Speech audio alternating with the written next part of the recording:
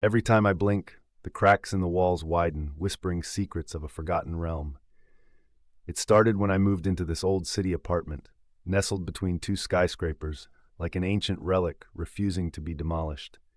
The first night, I noticed the tiny fissures creeping across the walls, barely noticeable except for the faint, chilling sounds they made.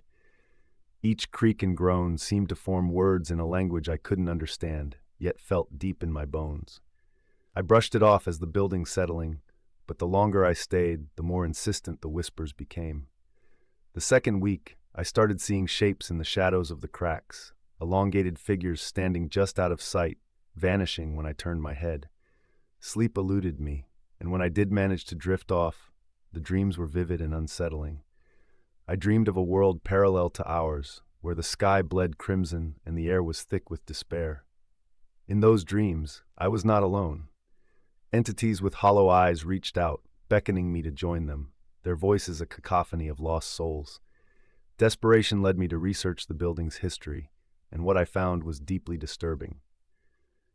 This place was once a meeting ground for a cult that believed in accessing alternate realities through hidden passages in the walls.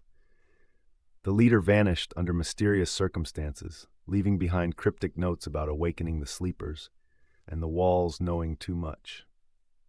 I realized then that the cracks weren't just physical, they were gateways, and the whispers were no mere figments of my imagination. On the third night of my investigation, I stood in front of the largest crack, heart pounding. The whispers were deafening now, forming a clear message: open the way. Under a compulsion I couldn't resist, I pressed my hand against the wall. The crack widened, swallowing my arm, then my entire being.